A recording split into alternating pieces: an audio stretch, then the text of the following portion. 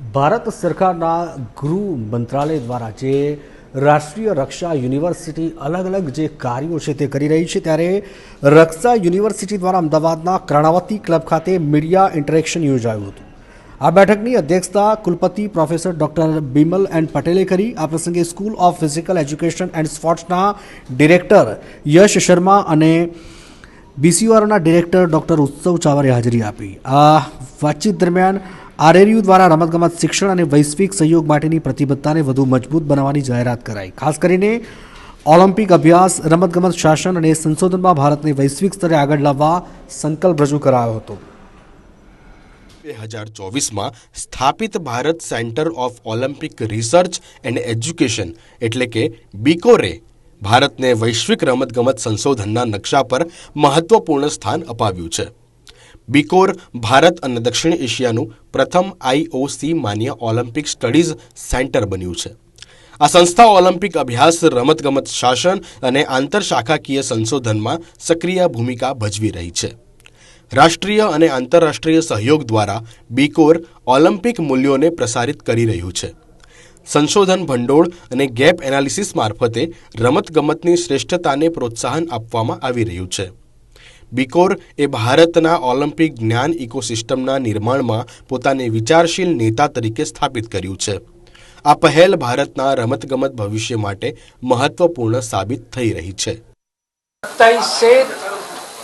27 से 30 जनवरी तक राष्ट्रीय रक्षा यूनिवर्सिटी लवाड़ नियर दहगाम में second international Olympic research conference होगी, जिसमें अब तक 20 से ज़्यादा देशों के प्रतिनिधियों ने आने के लिए हमको कंफर्मेशन दिया है। साथ साथ 81 ओलंपिक स्टडीज़ रिसर्च सेंटर जो दुनिया के हैं, उसमें से भी कई लोग यहाँ पर आएंगे। हमारी कोशिश होगी कि आईओए और सभी sports federations of India and the world वो भी यहाँ पर आए। और सबसे बड़ी बात ये है कि ये कॉन्फ्रेंस के जो थीम्स है, this themes are based on the doping, the sustainability, the inclusivity, the finance and broadcasting. In other words, ये जो 4 थीम्स है वो ओलंपिक और स्पोर्ट्स के माध्यम से पूरे भारत और पूरी दुनिया में sports as a catalyst for change, sports as a catalyst for development वो कैसे अचीव कर सकता है, ये हमारी ये कोशिश होगी।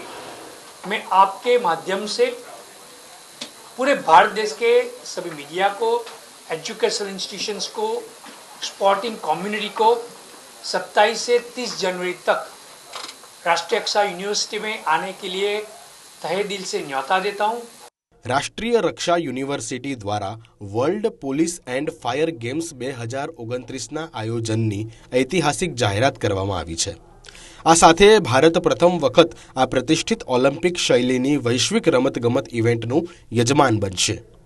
આરઆરયુ તેના અદ્યતન કેમ્પસમાં 8 રમતગમત શાખાઓનું આયોજન કરશે।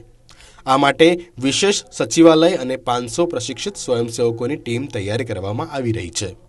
સાથે સાથે બીકોર દ્વારા 27થી 30 જાન્યુઆરી 2026માં બીજી આંતરરાષ્ટ્રીય ઓલિમ્પિક સંશોધન પરિષદ યોજાશે।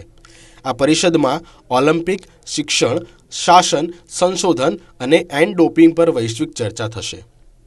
NADA અને WADAના સહયોગથી એન્ટી ડોપિંગ વર્કશોપ પણ આકર્ષણ રહેશે। આ તમામ પહેલ ભારતને આંતરરાષ્ટ્રીય રમતગમત માટે મજબૂત કેન્દ્ર બનાવશે। इंडिया में पहली बार बीकोर ने ओलंपिक ग्रांट्स की शुरुआत की है। कोई भी इंडिविजुअल, चाहे वो इंडिया से हो, चाहे वो साउथ एशिया से हो, अगर वो ओलंपिक में रिसर्च करना चाहता है, स्पोर्ट्स के क्षेत्र में रिसर्च करना चाहता है, राष्ट्रीय रक्षा यूनिवर्सिटी थ्रू बीकोर उसको ओलंपिक ग्रांट्स देगी। इसके अलावा HPL ह्यूमन परफॉर्मेंस लैब की जो शुरुआत हमने की थी 2020 में, अब वो अपने बहुत ही अच्छे स्तर पर आ चुकी है। उसमें हाईटेक इक्विपमेंट हमने इंट्रोड्यूस किए हैं। कुछ इक्विपमेंट आपके लिए डेमोन्स्ट्रेशन के लिए हमने प्रेजेंट किए हुए हैं बाहर, उसका भी आप लाभ ले सकते हैं और देख सकते हैं कि किस लेवल पे राष्ट्रीय रक्षा यूनिवर्सिटी स्पोर्ट्स को लेकर रिसर्च में इंगेजमेंट कर रहा है। इसके अलावा मैं ये भी बताना चाहूँगा कि 12 से ज़्यादा केस स्टडीज़ अभी तक हमारे बच्चों ने न सिर्फ स्पोर्ट्स के बच्चों ने लेकिन लॉ इन्फोर्समेंट के बच्चों ने, फॉरेंसिक्स के बच्चों ने, पुलिस एडमिनिस्ट्रेशन के बच्चों ने ये सारी केस स्टडीज को पूरा किया है और उसकी रिसर्च, उसका डेटा हमारे पास इकट्ठा हुआ है, जो कि हम इंडिया के एस्पिरेशंस में हेल्प करेंगे।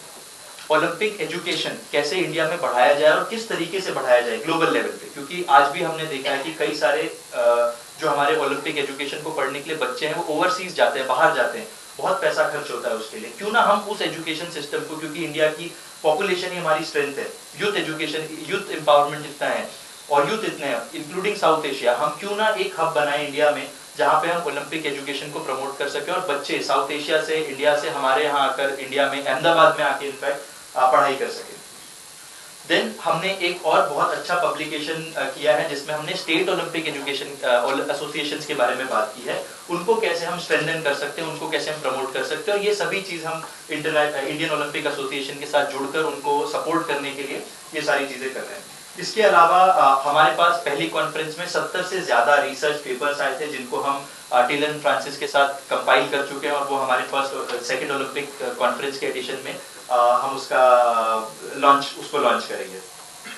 लेकिन आपके माध्यम से अगेन मैं फिर ये पहुंचाना चाहता हूँ कि एवरी स्कॉलर, हर इंडिविजुअल, हर यूनिवर्सिटी इसका एक्सेस कर सकती है हमारी वेबसाइट पे जाके, और हम ये चाहते हैं कि इसके बाद जो फ्यूचर स्टडीज हैं, जो गैप्स हमने आइडेंटिफाई किए हैं, उसको अलग अलग लोग मिलके हमारे साथ जुड़ के उसमें काम करें। कोलैबोरेशन और आउटरीच की बात मैं करूंगा आपसे, हम और किन किन यूनिवर्सिटीज के साथ कैसे ग्लोबल कोलैबोरेशन को अपने साथ लाकर हम उसमें आगे बढ़ा रहे हैं।